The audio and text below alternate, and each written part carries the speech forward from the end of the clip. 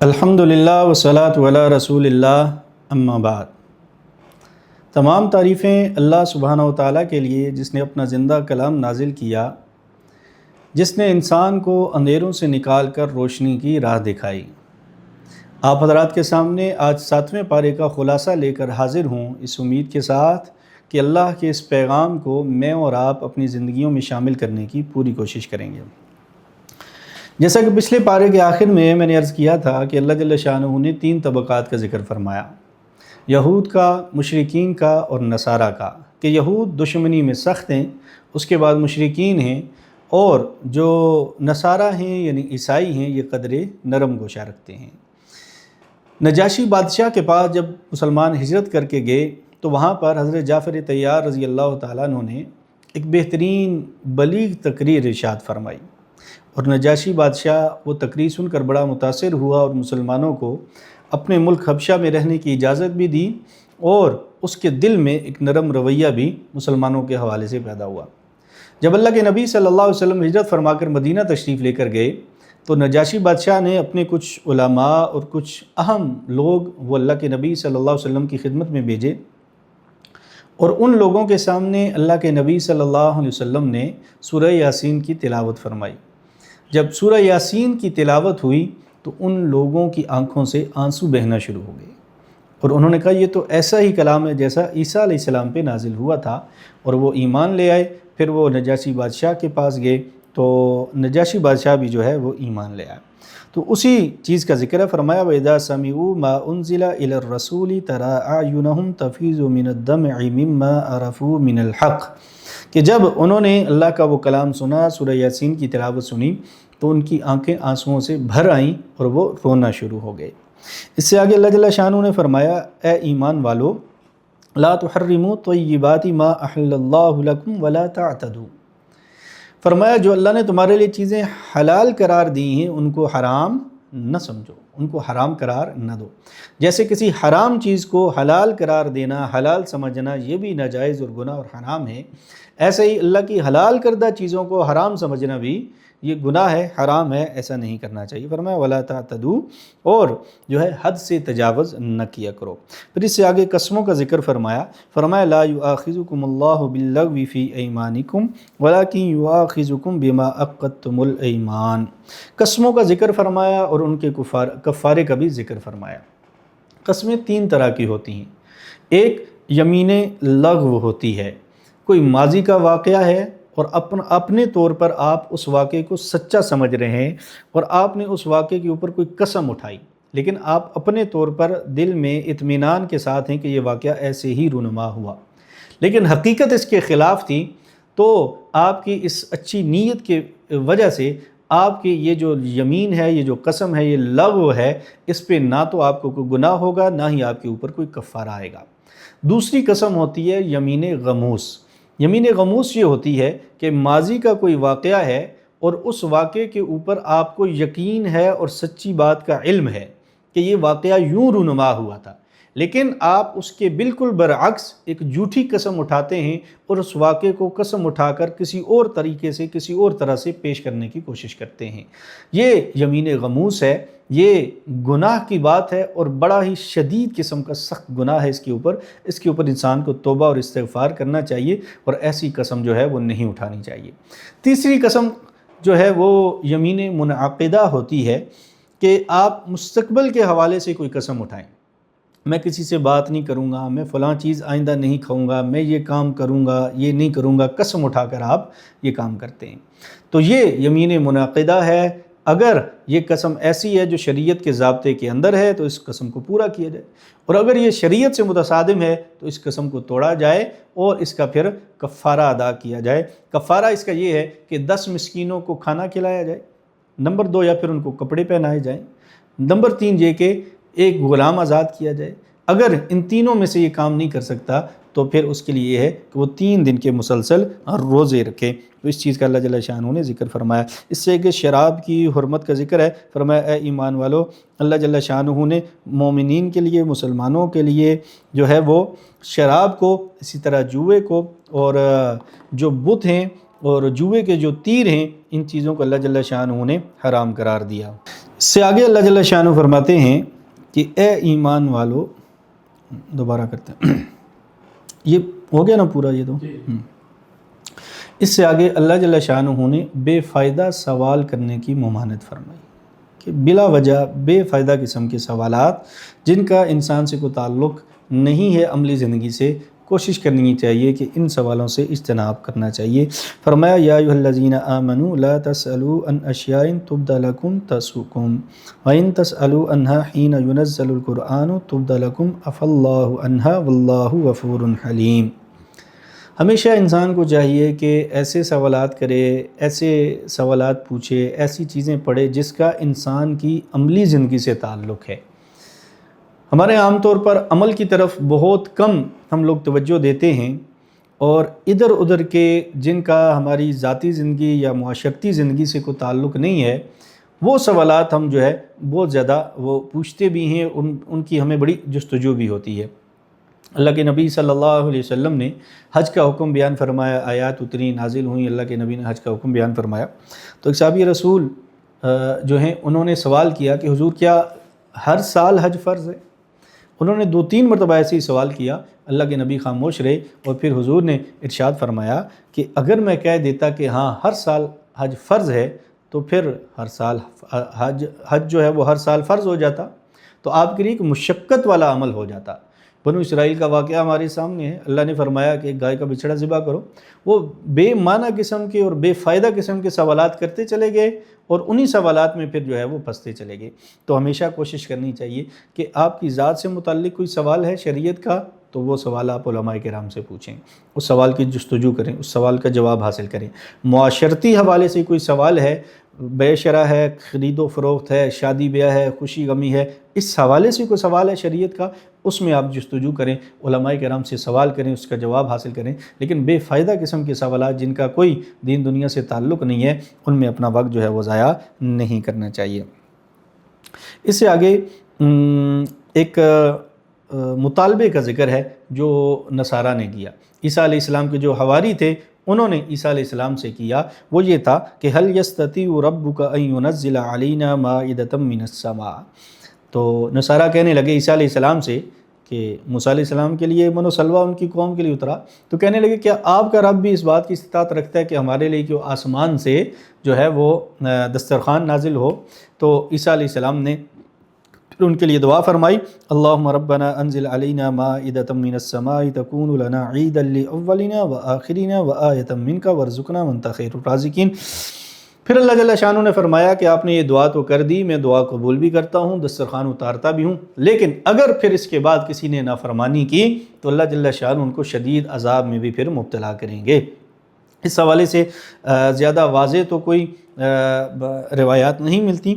تو ایک روایت ملتی ہے کہ جس میں ذکر ہے کہ یہ مائدہ، یہ دسترخوان اتارا گیا، اور پھر اس کے بعد جن لوگوں نے نافرمانی کی اللہ جل شانہ نے ان کو دنیا میں ہی جو ہے وہ پکڑا تھا۔ اس سے آگے حضرت عیسیٰ علیہ السلام کا ذکر ہے، وَإِذْ قَالَ اللَّهُ يَا عِيسَى ابْنَ مَرْيَمَ أَأَنْتَ قُلْتَ لِلنَّاسِ اتَّخِذُونِي وَأُمِّيَ إِلَٰهَيْنِ مِن دُونِ اللَّهِ۔ عیسیٰ علیہ السلام سے سوال ہوگا کہ عیسیٰ کیا آپ نے لوگوں کو، نصارہ کو، اپنی امت کو، اپنی قوم کو یہ کہا تھا کہ اللہ کے علاوہ میں بھی الہ ہوں، مریم علیہ السلام بھی الہ ہیں، یہ آپ نے ان کو جو ہے وہ تعلیمات دی تھیں؟ تو عیسیٰ علیہ السلام فرمائیں گے قال سبحانک ما یکون لی ان اقول ما لیس لی بحق، کہ اللہ تیری ذات پاک ہے، اس طرح کی بات، فضول قسم کی بات، ناحق بات میں آپ کی طرف کیسے منسوب کرتا ہوں؟ یہ عیسیٰ علیہ السلام کی تعلیمات نہیں تھی۔ اس سے آگے سورۃ الانعام ہے، تو انعام مویشی کو کہا جاتا ہے، مویشیوں کو، اس وجہ سے اس سورہ مبارکہ کو سورۃ الانعام کہا جاتا ہے کہ اس میں مویشیوں کا ذکر ہے۔ مشرکین جو تھے ان کے عجیب و غریب قسم کے نظریات تھے، مویشیوں سے متعلق کسی کو حلال قرار دے دیتے تھے، خود ہی کسی کو حرام قرار دے دیتے تھے، کو کھیتوں میں جائے تو اس کو اس کا بچہ، مختلف قسم کے نظریات انہوں نے خود ہی گھڑے ہوئے تھے اور ان کے مطابق جو ہے وہ مویشیوں کے ساتھ ان کا معاملہ ہوتا تھا۔ تو چونکہ سورہ مبارکہ میں دیگر احکامات کے ساتھ مشرکانہ رسومات، عقائد کے رد کے ساتھ ساتھ ان مویشیوں والے نظریات اور عقائد کا بھی اللہ جل شانہ نے رد فرمایا، تو اس سورہ مبارکہ کو سورۃ الانعام کہا جاتا ہے۔ اللہ جل شانہ فرماتے ہیں وَيَوْمَ نَحْشُرُهُمْ جَمِيعًا ثُمَّ نَقُولُ لِلَّذِينَ أَشْرَكُوا أَيْنَ شُرَكَاؤُكُمْ الَّذِينَ كُنْتُمْ تَزْعُمُونَ۔ قیامت والے دن جو مشرکین ہوں گے، جو کہتے ہیں اللہ بھی ہماری مدد کرنے والا ہے اور فلاں بھی مدد کرنے والا ہے، اللہ کی ذات میں بھی شریک ٹھہراتے ہیں، اللہ بھی الہ ہے، عیسیٰ علیہ السلام بھی الہ ہے، مریم علیہ السلام بھی الہ ہیں، عزیر علیہ السلام بھی الہ ہیں، معبود ہیں، یا اللہ کی صفات میں شرک کرتا ہے کہ اللہ بھی مدد کرنے والا ہے اور فلاں بھی مدد کرنے والا ہے، اللہ بھی بیٹے دینے والا ہے، فلاں بھی بیٹے دینے والا ہے، اللہ بھی فائدہ دینے والا ہے، فلاں بھی فائدہ دینے والا ہے، اللہ بھی نقصان دینے والا ہے، فلاں بھی نقصان دینے والا ہے۔ ایسے اللہ کی ذات میں شرک کرتا ہے یا صفات میں شرک کرتا ہے، تو اللہ جل شانہ فرمائیں گے ایسے لوگوں سے کہ ہاں ہیں وہ تمہارے شرکا جن کو تم اللہ کا شریک ٹھہراتے تھے، آج بلاؤ ان کو، تمہاری مدد کریں، تمہاری نصرت کریں، تمہاری ہیلپ کریں۔ تو یہ اللہ جل شانہ کا خطاب ہوگا مشرکین کے ساتھ۔ اس سے آگے فرمایا قد خسر الذین کذبوا بلقاء اللہ، وہ لوگ خسارے میں ہیں جو اللہ کی ملاقات کے انکاری ہیں، جو قیامت کے انکاری ہیں، دوبارہ اٹھائے جانے کے انکاری ہیں، تو وہ لوگ خسارے میں ہیں۔ کیوں؟ کیونکہ اللہ نے ضرور دوبارہ زندہ کرنا ہے، دوبارہ اٹھایا جائے گا، دوبارہ حساب کتاب ہوگا اور انسان کے لیے جنت جہنم کا فیصلہ کیا جائے گا۔ اللہ جل شانہ فرماتے ہیں قیامت والے دن ایسے لوگ خسارے میں ہوں گے اور پھر اس وقت وہ اپنے گناہوں کا بوجھ اپنی پیٹھوں کے اوپر جو ہے وہ لادے ہوئے ہوں گے۔ اللہ فرماتے ہیں وَمَا الْحَيَاةُ الدُّنْيَا إِلَّا لَعِبٌ وَلَهْوٌ، یہ جو دنیا کی زندگی ہے یہ تو کھیل کود تماشا ہے، یہ تو اللہ کی نظر میں کچھ بھی نہیں ہے۔ وَلَلدَّارُ الْآخِرَةُ خَيْرٌ لِلَّذِينَ يَتَّقُونَ أَفَلَا تَعْقِلُونَ، اللہ فرماتے ہیں کیوں نہیں سمجھتے ہو؟ آخرت کی زندگی ہمیشہ کی زندگی ہے اور وہ متقی لوگوں کے لیے، اور دنیا کی زندگی کھیل کود ہے۔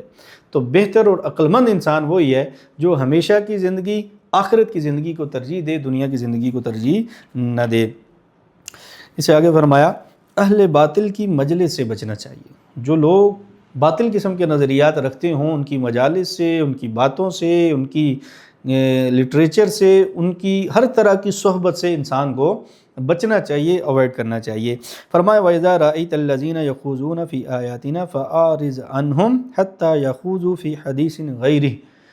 فرمایا جب آپ دیکھیں کہ لوگ اللہ کے دین کی کجیاں ڈھونڈ رہے ہیں، اللہ کے دین کے خلاف باتیں کر رہے ہیں، اللہ جل شانہ کے دین کے خلاف کو پروپیگنڈا کر رہے ہیں، کوئی اس طرح کی باتیں کر رہے ہیں، فرمایا جب تک وہ کسی اور بات میں مشغول نہ ہو جائیں تو ان کے پاس آپ نہ جایا کریں۔ گویا کہ اہل باطل کی مجالس کی بھی کتنی نحوست ہے، اللہ جل شانہ نے ان سے دور رہنے کا حکم فرمایا۔ آج کل کے زمانے میں سوشل میڈیا میں ایسے گروپس جہاں پہ الحاد کی باتیں ہوتی ہیں، جہاں اللہ کے انکار کی باتیں ہوتی ہیں، کفر کی باتیں ہوتی ہیں، شکوک و شبہات کی باتیں ہوتی ہیں، اس طرح کے گروپ سے، اس طرح کی پوسٹ سے، اس طرح کے کمنٹ سے، اس طرح کی ویڈیوز سے، اس طرح کی آڈیوز سے، اس طرح کے لٹریچر سے آج کل کے نوجوانوں کو خصوصی طور پہ اپنے آپ کو بچانا چاہیے۔ اس سے آگے حضرت ابراہیم علیہ السلام کا اللہ جل شانہ نے ذکر فرمایا کہ ابراہیم علیہ السلام کی قوم کے لوگ وہ بتوں کو خود بناتے تھے، پھر ان کی پوجا کیا کرتے تھے، عبادت کیا کرتے تھے۔ تو حضرت ابراہیم علیہ السلام نے فرمایا انی اراک وقومک فی ضلال مبین،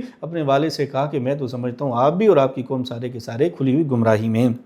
پھر ابراہیم علیہ السلام نے ان کو سمجھانے کے لیے ایک طریقہ اختیار کیا کہ ستاروں کو دیکھا، چاند کو دیکھا، سورج کو دیکھا اور فرمایا کہ یہ رب ہو سکتے ہیں۔ پھر جب ستارے بھی ڈوب گئے، چاند بھی غائب ہو گیا، سورج بھی شام کو غروب ہو گیا، تو فرمایا یہ کیسے الہ ہیں جو ڈوب جاتے ہیں، جو اپنا آپ باقی نہیں رکھ پاتے، جو غائب ہو جاتے ہیں، ختم ہو جاتے ہیں۔ تو ابراہیم علیہ السلام نے پھر فرمایا انی وجہت وجہی للذی فطر السماوات والارض حنیفا وما انا من المشرکین، کہ اللہ جل شانہ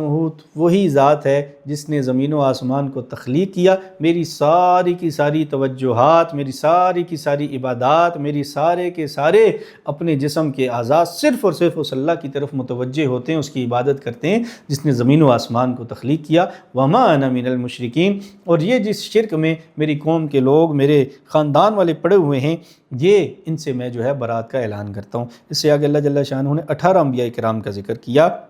حضرت ابراہیم علیہ السلام کا، حضرت اسحاق، یعقوب، نوح علیہ السلام، سلیمان علیہ السلام، ایوب علیہ السلام، یوسف، موسیٰ، ہارون،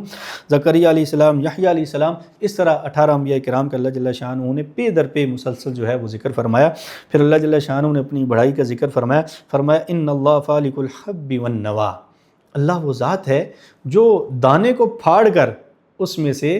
پودا، اس میں سے کومپل کو نکال لے کے آتی ہے۔ اللہ جل شانہ گٹھلی میں سے وہ پھاڑ کے اس میں سے کھجور کے درخت کو، چھوٹی سی کومپل کو نکال کے باہر لے آتے ہیں۔ اللہ وہ ذات ہے۔ انسان کیا کرتا ہے؟ کھیتی میں جاتا ہے، دانہ پھینک دیتا ہے۔ اب اس دانے کا رخ دائیں طرف ہے، بائیں طرف ہے، نیچے ہے، کس طرف ہے؟ یہ کون ذات ہے جو اس دانے کا رخ اوپر کی طرف کر دیتی ہے؟ پھر اس دانے کے اوپر مٹی ہوتی ہے، اس کومپل جس کی کوئی قوت اور طاقت نہیں ہوتی، لیکن اس مٹی کو اوپر سے ہٹا کر اس میں سے باہر نکل آتی ہے۔ اللہ فرماتے ہیں ان اللہ فالق الحب والنویٰ، یہ اللہ ہی کی ذات ہے جو گٹھلی میں سے، دانے میں سے ان کو پھاڑ کر ان میں سے کومپلیں، درخت، بڑے بڑے اور بڑے بڑے پودے باہر نکال کر لے آتی ہے۔ یخرج الحی من المیت ومخرج المیت من الحی، اللہ جل شانہ کی ذات ہے جو مردہ میں سے زندہ کو نکالتی ہے، زندہ میں سے مردہ کو نکالتی ہے۔ پھر اس سے آگے فرمایا لا تدرکہ الابصار وہو یدرک الابصار وہو اللطیف الخبیر، اللہ جل شانہ کی ذات کو کوئی نہیں پا سکتا، اور اللہ جل شانہ ہر ذات کو پا جاتے ہیں، ہر ذات کو اپنی نظر میں رکھتے ہیں، ہر نگاہ کو اپنی نظر میں رکھتے ہیں۔ یہ میں دوبارہ کرتا ہوں، اس سے آگے اللہ فرماتے ہیں لا تدرکہ الابصار، اللہ جل شانہ کی ذات کو کوئی نظر نہیں پا سکتی، کوئی آنکھ نہیں دیکھ سکتی۔ اور پھر کیا فرمایا وَهُوَ يُدْرِكُ الْأَبْصَارَ، اللہ وہ ذات ہے جو ہر ایک آنکھ کے اوپر نظر رکھے ہوئے ہے۔ آپ اندازہ لگائیں پوری دنیا میں 7 ارب انسان ہیں یا 8 ارب ہو گئے ہوں گے، لیکن یہ 14 ارب آنکھیں بنتی ہیں، ہر آنکھ کے اوپر اللہ کی نظر ہے۔ اور آج سائنس نے ترقی کی، پہلے لوگ کہتے تھے فنگر پرنٹ ایک انسان کا دوسرے انسان سے مختلف ہے، آج سائنس اس تحقیق کے اوپر پہنچی ہے کہ ایک انسان کی آنکھ دوسرے انسان کی آنکھ سے مختلف ہے۔ سبحان اللہ، اللہ نے 7 رنگ پیدا کیے، انسان کوئی رنگ آپس میں جوڑتا ہے تو ڈارک، گرے، اس طرح ڈارک اور لائٹ، اس طرح کی تقسیم انسان ایک نئے نئے رنگ بنا لیتا ہے۔ اللہ وہ ذات ہے ان 7 رنگوں کے ساتھ 14 ارب آنکھیں پیدا کی، 7 ارب انسان، ہر انسان کی آنکھ دوسرے انسان کی آنکھ سے مختلف ہے۔ آج آپ کسی بڑے ایئرپورٹ پہ جائیں، کسی بڑی جگہ جائیں، آفیسز میں جائیں، تو وہاں آج کل آنکھوں کے ذریعے انسان کو جو ہے وہ پہچانا جاتا ہے۔ کیمرے کے سامنے کھڑا ہوتا ہے، اس کی سارا اس کا بایو ڈیٹا ان کے سامنے آ جاتا ہے۔ اللہ نے ایک طرح کی آنکھیں، ہر انسان کی آنکھ دکھنے میں ایک طرح کی ہے، لیکن اللہ جل شانہ فرماتے ہیں وَهُوَ يُدْرِكُ الْأَبْصَارَ، یہ سارے کے سارے انسان کھڑے ہوں، ان کے جسم کا کوئی حصہ بھی نہ ہو، صرف آنکھیں موجود ہوں، وَهُوَ يُدْرِكُ الْأَبْصَارَ، اللہ پھر بھی پا لیتا ہے کہ یہ کس بندے کی آنکھ ہے۔ اور دوسرا اس کا یہ بھی مطلب ہے وَهُوَ يُدْرِكُ الْأَبْصَارَ، ہم جو آنکھوں سے اشارے کر رہے ہوتے ہیں، اچھے برے، کسی کو اشارہ کر رہے ہوتے ہیں دھوکے کا، کسی کو بے وقوف بنانے کا، اللہ ہر ایک آنکھ کے اشارے کو دیکھ رہا ہوتا ہے۔ اللہ جل شانہ ہم سب کو اپنی آنکھوں کی حفاظت کرنے کی توفیق عطا فرمائے، اور ان آنکھوں کو پاک رکھنے کی توفیق عطا فرمائے، تاکہ دنیا میں تو ہم اللہ کا دیدار نہیں کر سکتے، کوئی آنکھ نہیں پا سکتی، قیامت والے دن اپنی ان پاک آنکھوں کے ساتھ اللہ کا دیدار کر سکیں۔ وآخر دعوانا الحمدللہ۔